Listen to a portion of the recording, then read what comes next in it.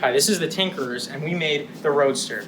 How it works is it has passive collision detection system, where if it gets too close on the left side, on either the side or the two legs, the left LED will blink. If you get too close behind you, both LEDs flash and a buzzer.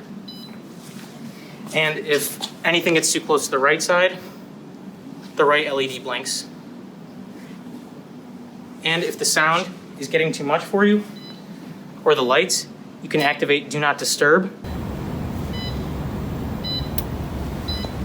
And the lights and the buzzer will not activate, but you can still alert any passerbys.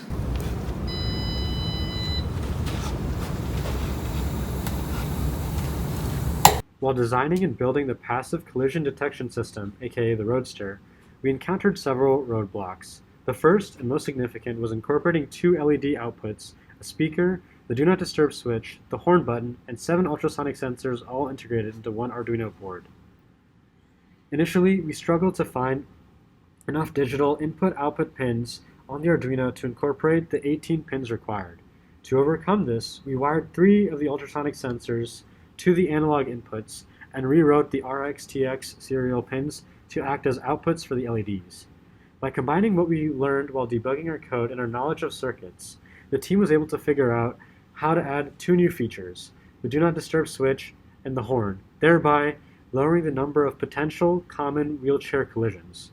In the future, we plan to add a vibration feedback system on each armrest, a rear-view camera with live video feed, and an active collision prevention system using accelerometers and motors to move the chair away from potential collisions autonomously.